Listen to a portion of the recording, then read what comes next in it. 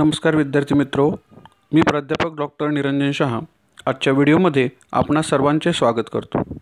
मित्रहो, आजपर्यंत आपण चेकिंग ऑफ असेट्स आणि चेकिंग ऑफ लायबिलिटीज मधील शेड्यूल नंबर 1 या संदर्भामध्ये ऑडिटरने कोणकोणत्या गोष्टी ऑडिट करायच्या आहेत किंवा त्याचं चेकिंग कशा पद्धतीने करायचं आहे याचा अभ्यास केला।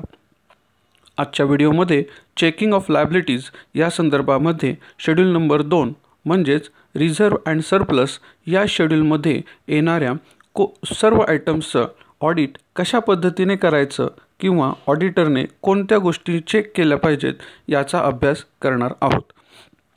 तर चला मग आपण यामध्ये ऑडिटरने कोणत्या गोष्टी केल्या पाहिजेत हे बघूया। The auditor should check and verified that, काय केलं पाहिजे, काय चेक केलं पाहिजे किंवा कशाचं व्हेरिफिकेशन केलं पाहिजे, तर या महत्त्वाच्या 3 गोष्टी। First, at least 20% of current year's profit has been transferred to reserve fund, म्हणजे रिझर्व फंड जो बँकेने क्रिएट केलेला आहे किंवा बँकिंग रेग्युलेशन ॲक्टमध्ये बँकांसाठी स्टॅच्युटरी रिझर्व फंड नावाचा फंड तयार करावा लागतो किंवा ते बंधनकारक आहे। तर मग त्याची प्रोव्हिजन काय आहे, तर दरवर्षीच्या प्रॉफिटच्या म्हणजे करंट इयर प्रॉफिटच्या 20% रक्कम ही कंपल्सरी काय करणं गरजेचं आहे, स्टॅच्युटरी रिझर्व फंडला ट्रान्सफर करणं गरजेचं आहे। हे बँकिंग रेग्युलेशन ॲक्टमध्ये आहे आणि शिवाय रिझर्व्ह बँक ऑफ इंडियाने सुद्धा या पद्धतीच्या गाईडलाईन्स दिलेल्या आहेत। तर या पद्धतीने बँकांनी त्यांचं फायनल अकाउंटिंग करणं गरजेचं आहे। आता ऑडिटरने या शेड्यूल्समध्ये चेकिंग करत असताना हे पाहणं गरजेचं आहे की चालू वर्षाचा करंट इयर प्रॉफिट किती आहे आणि त्यापैकी 20% रक्कम ही रिझर्व्ह फंडला ट्रान्सफर केलेली आहे का नाही हे पाहणं गरजेचं आहे। यासाठी प्रॉफिट अँड लॉस अकाउंट त्यामध्ये येणारे ॲप्रोप्रिएशन्स पाहणं गरजेचं आहे। दुसरा मुद्दा, the dividend is not paid or declared unless fictitious assets are fully write off. आता बघा, डिव्हिडंड ही म्हणजे डिव्हिडंड द्यावा लागतो, मग याच्यासाठी डिव्हिडंड फंड तयार करावा लागतो आणि मग हा फंड जे काही रिझर्व आहेत किंवा जो काही चालू प्रॉफिट आहे याच्यामधून क्रिएट केला जातो। मग हा डिव्हिडंड डिक्लेअर करत असताना एक रूल आहे, जोपर्यंत बँकेच्या फिक्टिशियस असेट्स म्हणजेच मिसलेनियस या हेडखाली येणाऱ्या प्रिलिमिनरी एक्सपेन्सेस असतील किंवा प्रॉफिट अँड लॉसचा डेबिट बॅलन्स म्हणजे लॉस आयटम असेल किंवा अंडररायटिंग कमिशन असेल, discount on issue of shares असे काही आयटम्स असतील, जोपर्यंत या असेट्स शून्य होत नाहीत, राईट ऑफ होत नाहीत, तोपर्यंत बँकेला डिव्हिडंड डिक्लेअर करता येत नाही। मग बँकेने डिव्हिडंड डिक्लेअर केला आहे का हे पाहणं गरजेचं आहे। जर केला असेल तर त्यांच्या फिक्टिशियस असेट्स आहेत का हे बघितलं पाहिजे। म्हणजे जर फिक्टिशियस असेट्स ठेवून यांनी जर बँकेने जर डिव्हिडंड दिला तर हे रूल्सच्या विरोधात जाणार आहे। म्हणजे त्या ठिकाणी बँकांसाठी जो बँकिंग रेग्युलेशन ॲक्ट आहे किंवा बँकिंग कंपनीज ॲक्ट आहे याच्यामधले रूल्स ती बँक फॉलो करत नाही असं लक्षात येऊ शकतं।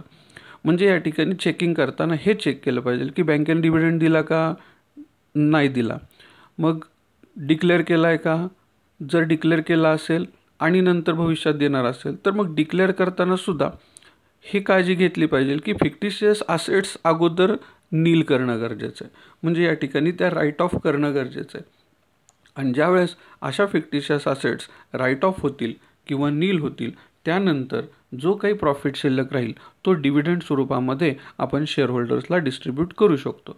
जर हे केलं आहे का हे पाहणं गरजेचं आहे। यासाठी पुन्हा आपल्याला प्रॉफिट अँड लॉस अकाउंटमधले जे काही ॲप्रोप्रिएशन्स आहेत हे पाहणं गरजेचं आहे आणि दुसरं, बॅलन्स शीटमध्ये काही फिक्टिशियस असेट्स राहत आहेत का हे देखील पाहणं गरजेचं आहे। म्हणजे त्या ठिकाणी ते व्हेरिफिकेशन करणं गरजेचं आहे। दुसरं, the appropriations out of reserves and its proper application, म्हणजे या ठिकाणी जे काही ॲप्रोप्रिएशन्स केलेले आहेत म्हणजे फंड तयार केलेले आहेत, आता या ठिकाणी या शेड्यूलला सगळे रिझर्व येणार आहेत। मग तुमचं बिल्डिंग रिझर्व असेल, डिव्हिडंड इक्वलायझेशन रिझर्व असेल, अशा पद्धतीचे जेवढे काही रिझर्व मेंटेन केलेले आहेत बँकेने की भविष्यामध्ये याचा वापर आपण बँकेच्या वेगवेगळ्या प्रॉपर्टीज डेव्हलप करण्यासाठी किंवा वेगवेगळे जे काही येणी देणी आहेत ती सेटल करण्यासाठी वापरणार आहोत. तर अशा पद्धतीचे जे काही ॲप्रोप्रिएशन्स आहेत हे योग्य पद्धतीने आहेत का आणि त्याचं प्रॉपरली युटिलायझेशन होतं आहे का हे देखील पाहणं ऑडिटरचं काम आहे.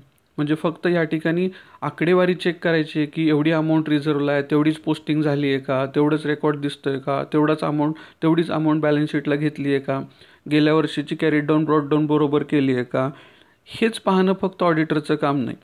तर ऑडिटरने रूल्स फॉलो करणं गरजेचं आहे.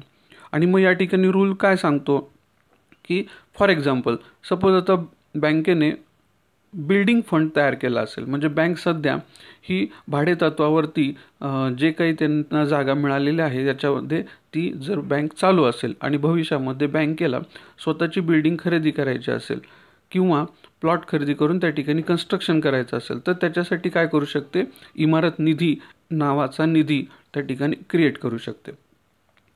मग हा निधी किंवा हा फंड जर क्रिएट केला तर हा फंड फक्त भविष्यामध्ये बिल्डिंगसाठीच वापरता येईल, दुसऱ्या कोणत्याही कारणासाठी वापरता येणार नाही.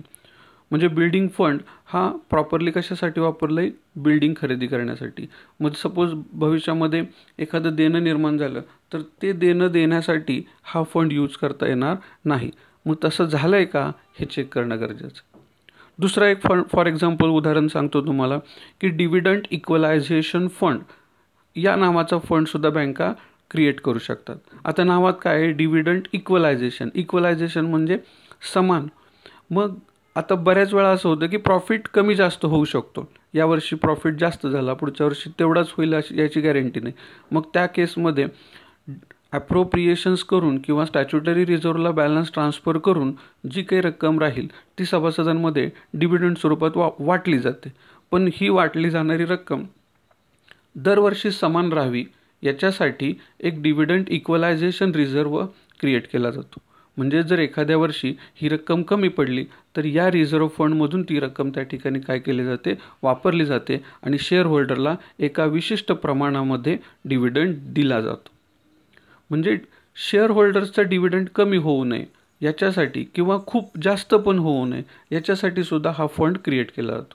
मग हा फंड क्रिएट करत असताना कसा, ज्या वर्षी जास्त प्रॉफिट होईल म्हणजे आपल्या ठरलेल्या प्रपोर्शनपेक्षा जास्त प्रॉफिट होईल त्यावर्षी या रिझर्वला ही रक्कम ट्रान्सफर केली जाईल. म्हणजे भविष्यात जर कधी नुकसान झालं आणि डिव्हिडंड कमी द्यायची वेळ आली तर या ठिकाणी तो फंड क्रिएट केला जातो, म्हणजे यूज केला जातो, युटिलाइज केला जातो. तर अशा पद्धतीने वेगवेगळे फंड्स आहेत. म्हणजे जसं तुम्हाला बिल्डिंग फंड सांगितलं, डिव्हिडंड इक्वलायझेशन सांगितलं, तो कॅपिटल रिडम्शन रिझर्व नावाचा एक रिझर्व असू शकतो. अनेक प्रकारचे जनरल रिझर्व कॅटेगरीमध्ये असतो, रेव्हेन्यू रिझर्व कॅटेगरीमध्ये रिझर्व क्रिएट केला जातो, स्टॅच्युटरी रिझर्व असतो. अशा अनेक प्रकारचे रिझर्व असतात.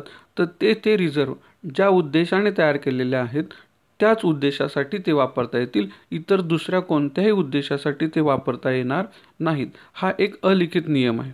आणि या ठिकाणी ऑडिटरने हे व्हेरीफाय करणं गरजेचं आहे की ज्यावेळेस एखाद्या असेटचं क्रिएशन होतं किंवा ज्यावेळेस एखादी लायबिलिटी पेड करण्याची वेळ येते त्यावेळेस जो रिझर्व क्रिएट केला आहे तोच रिझर्व यूज केला आहे का.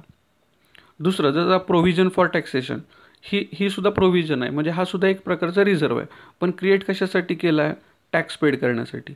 म्हणजे भविष्यात जर टॅक्स पेड करायची वेळ आली तर या फंडमधून तो पेड केला जाईल, ना की हे बाकीच्या रिझर्वमधून पेड करत आहे. म्हणजे ऑडिटरने हे बघितलं पाहिजे टॅक्स पेड केला आहे तर त्यासाठी प्रोव्हिजन फॉर टॅक्सेशन आहे का, आहे. मग तेच वापरलं आहे का दुसरा रिझर्व वापरला गेला आहे. म्हणजे ज्या कारणासाठी रिझर्व क्रिएट केला त्याच कारणासाठी त्याचं ॲप्लिकेशन होणं गरजेचं आहे आणि ते प्रॉपरली झालेलं आहे का हे देखील पाहण्याची जबाबदारी या ठिकाणी ऑडिटरची आहे. ते चेक केलं पाहिजे, ते व्हेरीफाय केलं पाहिजे आणि मग त्याने ऑडिट रिपोर्ट रिपोर्ट देणं गरजेचं आहे. तर अशा प्रकारे शेड्यूल नंबर 2मध्ये येणारे वेगवेगळ्या प्रकारचे रिझर्व आणि शेवटी प्रॉफिट अँड लॉस अकाउंटचा क्रेडिट बॅलन्स हा सुद्धा शेड्यूल नंबर 2लाच येतो. तर हा देखील या ठिकाणी रेकॉर्ड करणं गरजेचं आहे. ते चेक करणं सुद्धा ऑडिटरचं काम आहे. थँक्यू.